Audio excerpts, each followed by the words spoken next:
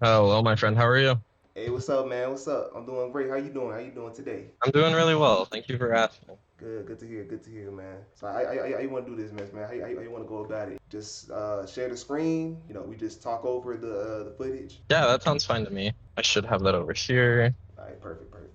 So I wrote out a little bit that I want to talk about before we like get into games. All First, I right. want to talk about the Slippy files that you sent me are like mostly usable, but there's portions of them that are like pretty unrecognizable. I don't know entirely Really? what What you the mean? cause. I can show you really quick. Okay. What you mean? What you mean?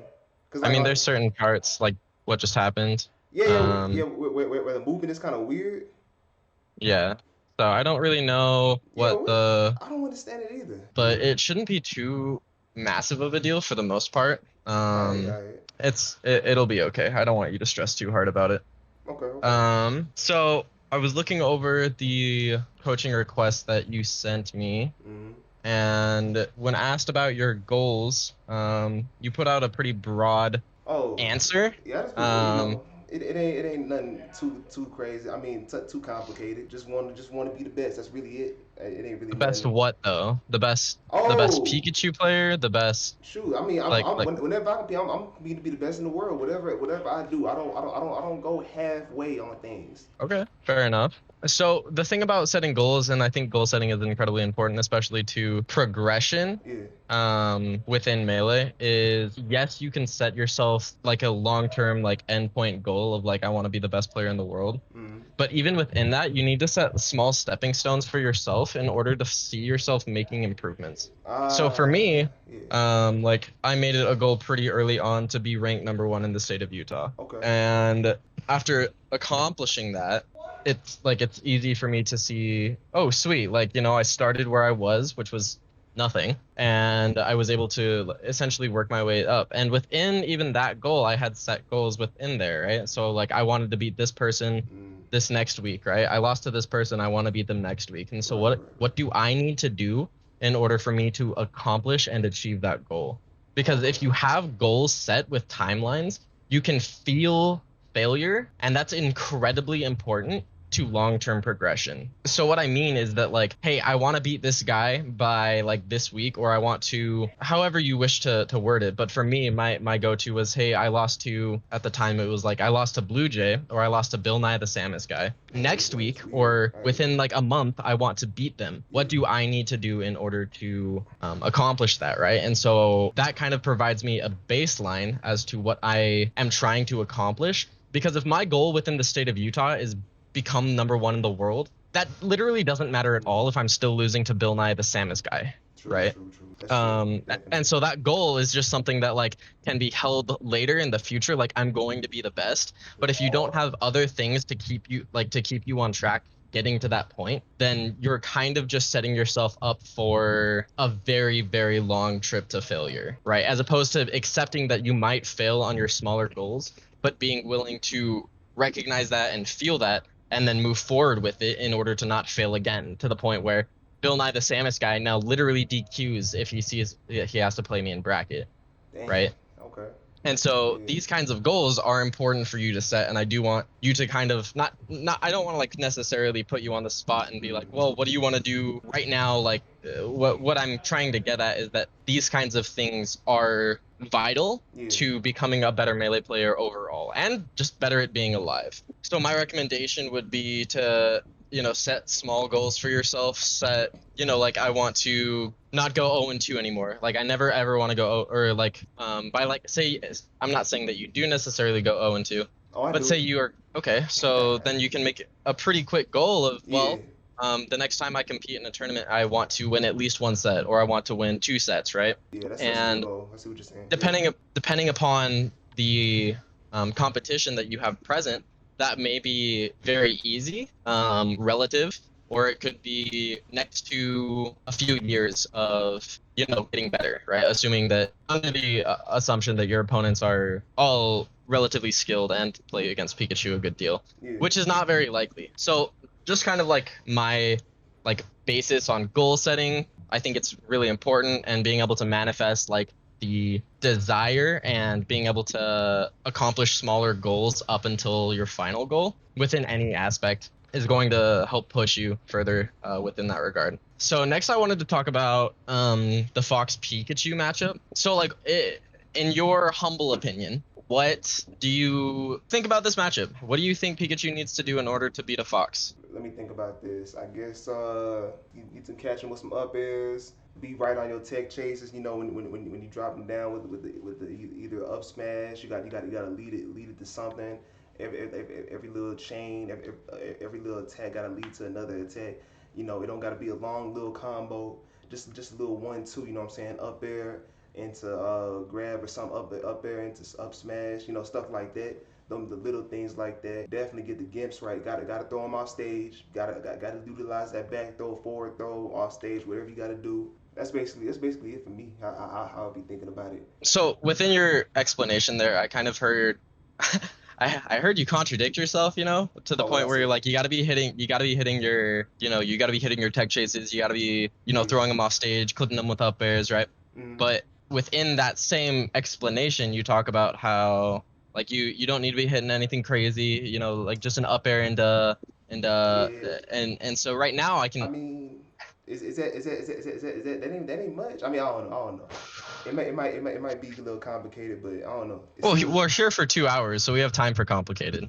Hey, you're right. But do you think so? You think that's a little bit more in depth than what I'm saying, than what I'm thinking about? Is a little more complicated than what I'm thinking with the up airs? I mean, so like my really quick like explanation for it, or my quick definition of how I want to play this matchup, is Pikachu can literally play this against Fox completely fairly, playing regular neutral, playing as if he's a normal character, a character as good as Pikachu. As long as Pikachu gets one Gimp, that is it. You need one Edgeguard, and then you can play the rest of the game, the rest of your neutral, the rest of everything as if you're playing against a normal character. Does that kind of follow through with you? Yeah, that makes sense. And so this ideology of like you've got to be throwing him off stage, I hate that. I really do, because it's not about throwing him off stage. It's not about anything other than getting one kill, and then you can play the rest of the game completely regularly. So some common noob traps, and I want you to like think about these and think about whether or not you like personally in your gameplay like kind of identify with them whatsoever. For Pikachu against Fox or just in general, a lot of newer Pikachus will have a tendency to over down smash. And they'll get punished for this, and they'll and I understand kind of where the mindset comes from, because Pikachu has a tendency to get crouch canceled, and down smash feels good when it hits because you're not getting crouch canceled for it. That said, down smash in general is very punishable, like extremely.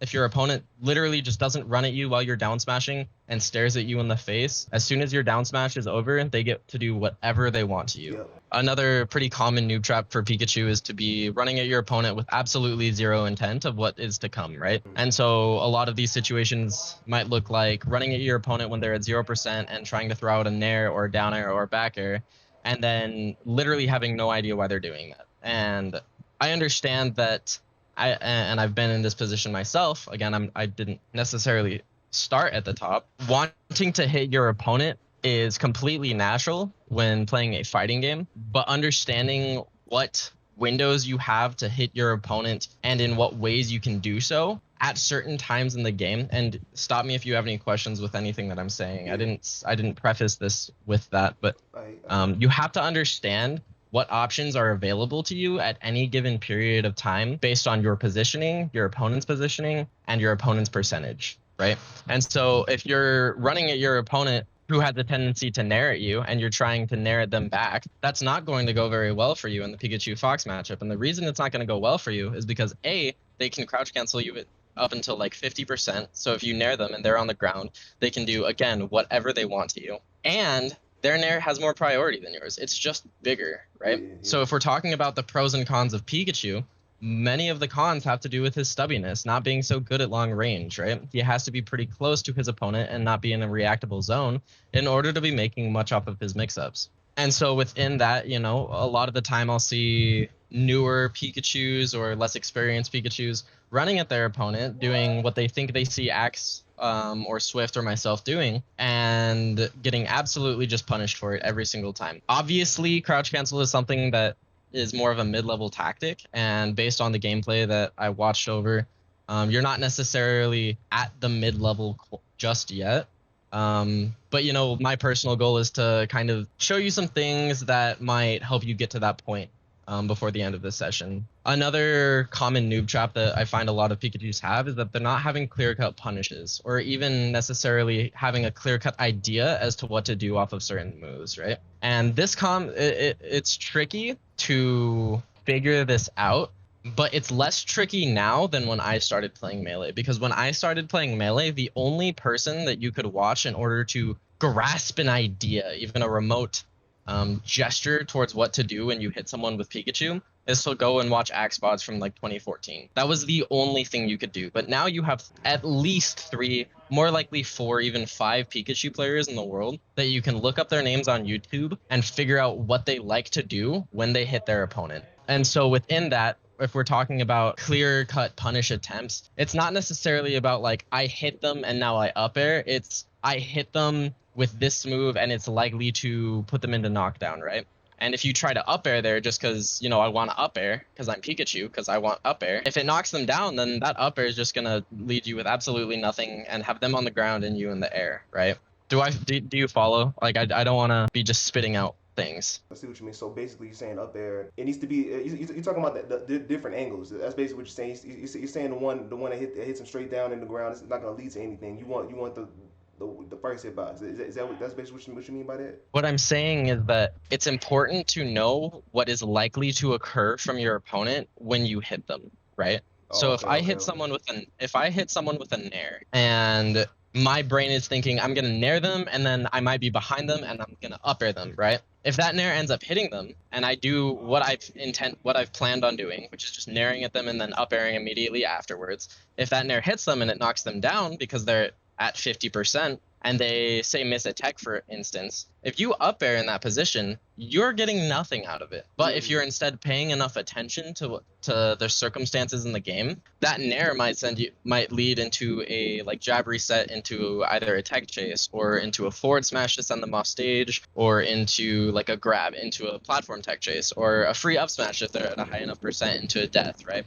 And these things need to like, it needs to almost become like so automatic that if you're naring at someone, you know what's more likely to happen, right? Another like pretty common Pikachu mistake that I see a good chunk, and I'm just going over a few things just because I want, again, like I just am listing things that you may or may not relate to entirely. Pikachus who are newer to the game or newer to Pikachu or even newer to a controller, they'll sometimes have a tendency to not force their opponent to cover ledge while they're recovering. For example, if I'm playing against a Fox player, and they send me off stage, I'm going to make absolutely sure that they will cover ledge in order to kill me.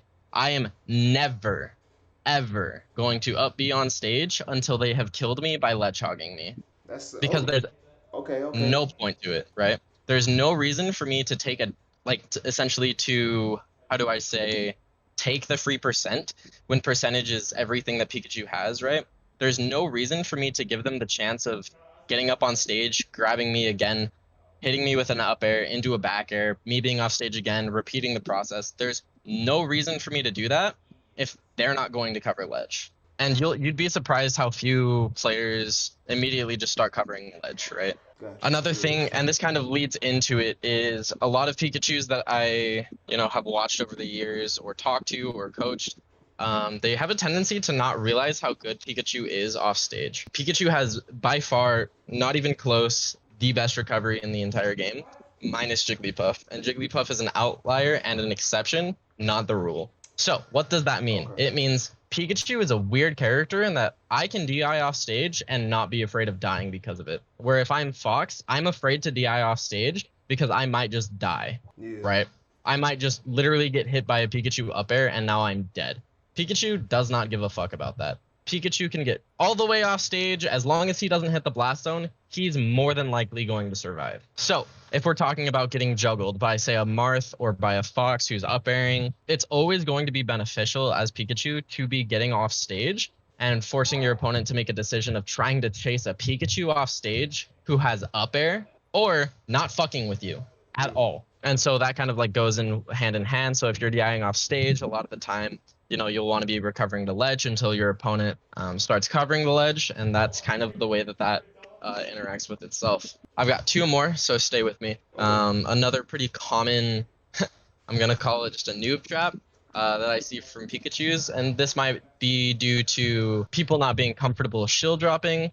It might be due to them not being comfortable with their wave lands or wave dashes. Pikachu is one of, if not like, I think Pikachu is probably just like a top 2 or 3 character when he has a platform. He has a frame 3 aerial that covers an entire arc above him. And from that frame 3 aerial, it can pop up or send people off stage. And so within that, it leads to a very dangerous game when you're on a platform of, are you going to hit my shield? Because if you hit my shield in the wrong way, I might just up air you. And then you might be getting juggled and you might be off stage, especially as Fox, right? Mm-hmm. And so playing with the platforms and recognizing that being on a platform is probably better for Pikachu most of the time than playing on the ground is incredibly important to Pikachu's game plan in most matchups, but especially against Fox, where Fox is basically just better in every way against Pikachu, like when playing on the ground. Okay. The last one that I think is extremely important for early Pikachu players to catch on to is to develop their Edgeguard flowcharts, right? It's not necessarily just about back throwing them. It's about what percentage are they when I back throw them, and what are my options to implement mix-ups on them to make them as scared of being back thrown as possible. And so this might consist of things like, and this isn't necessarily a list that's limited to these options, but it definitely includes them, things like full hop turnaround neutral B, right, to cover like a double jump side B. Or it might include jumping off the stage and trying to like babysit them. And then instead of like following them all the way down with a down air, you could try like up being to ledge to see if they panic, right? It could include back throwing someone and then immediately up being to ledge, doing like a up B out and up B down and in towards ledge. These are all things that like are extremely important, and being comfortable on the ledge is so vital as Pikachu because it is your home. It's like it's not your home in the way Puff makes it her home, where she wants to camp the living shit out of you on it, but it's your home in that if someone, like, you're just a stronger character than every other character on the ledge. That's just period, except for Puff, who is, again, the exception and not the rule. So if we're talking about Pikachu's strengths, being on the ledge, I want to talk about how, at least within this matchup, within Fox Pikachu matchup, he always has a comeback mechanic, right? You can be down 2 stocks, and it's not the worst thing in the world. It's not like you're down a stock against Jigglypuff, because you always have the opportunity to win neutral once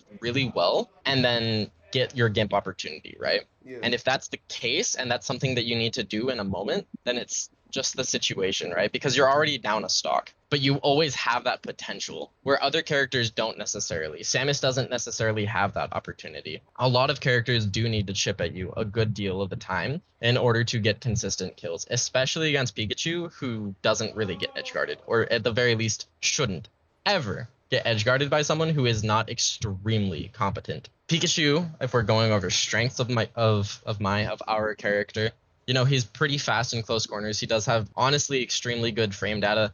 He has 2 frame 3 aerials. He has, he's tied for fastest jump spot in the game. He has extremely good aerial momentum. So if you're dashing and then you jump, or running and then you jump, he goes almost as far as Captain Falcon, who has the #1, aerial drift for momentum in the entire game. That said, as good as he is in close corners, he's only extremely good in those close corners because of that frame data. Has absolutely nothing to do with the size of his moves. He is tiny and stubby, and so being aware of that is extremely important, because if you're running at your opponent, you can see my mouse. If your opponent is here and you are right here and you jump at them, they will not ever get hit. If they are a competent player, they will not ever get hit by you. They will dash away and then wait for you to land with your nair or down air or back air or up air or whatever the hell you want to do, and then they'll run in and grab you or do whatever the hell they want to you, right? But if you're close, then it's going to be very hard, and it forces them to play a mix-up game of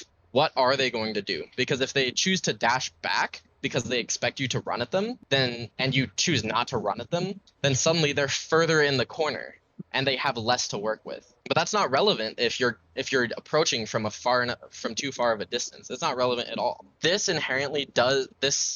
tactic that we're talking about of staying close actually plays into one of Pikachu's pretty intense strengths, which is getting out of the corner. Pikachu, because he moves so fast, because he jumps so fast, because he has such quick aerials and is good in corner situations. If your opponent is, if this situation is reversed, where you're in the corner and Fox is right here, a lot of the time, as long as you're thinking about your options and thinking about what you've done, it's very easy for you to get out of the corner. Now, if you're naring out of the corner every single time, they're going to do exactly what I just talked about. They're going to dash back, wait for you to, they're going to literally dash back and then punish you and do whatever the hell they want to you again, right?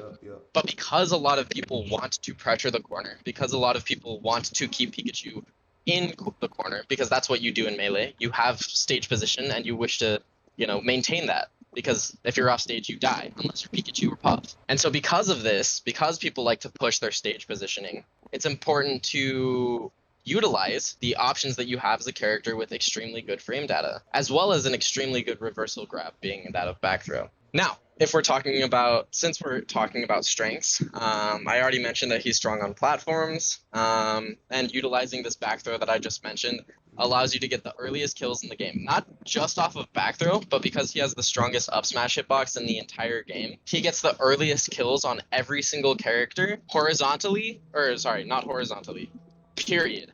Going vertically and counter vertically, if that's even a term. So he kills people off the bottom using up air, back throw and up air, and down air, and getting them dead off the bottom.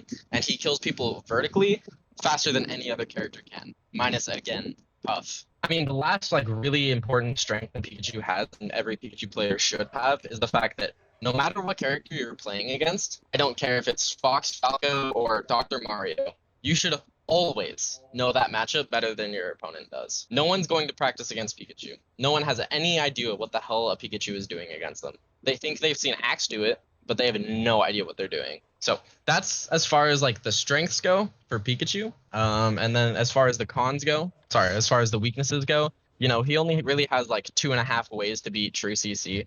That's kind of what I was talking about, and why down smash tends to be the noob killer of Pikachu players, because down smash is one of those 2.5 options. One of the half option, essentially 3 options that I'm referencing are neutral B, down smash, and grab. And that is how you beat crouch cancel. Otherwise, you have to accept that you're kind of playing a game of how do I stay safe while my opponent is crouch canceling. He's stubby. I already talked about that a good deal.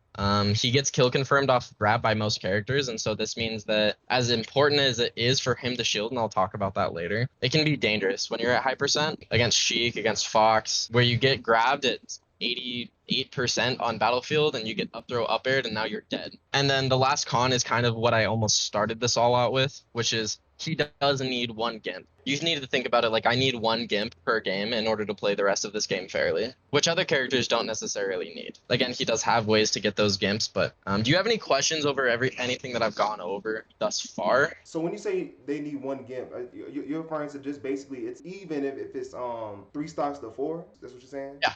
Absolutely. Right. Yeah. And Pikachu has the tools to get that every single game, but it's almost required, because you can't play it you can't play against the character that can crouch cancel everything you do without being a stock up or having a stock advantage, because then you can't take trades. So if we're going to go into these games, do you have any other questions before we do start jumping into these games and kind of seeing how any of this plays out? And so I can start kind of giving you some of my feedback on some options that you're using, or kind of give you my thoughts on, what I'm watching. Do you have any questions before we do that? Nah, not right now. All right. I'm good.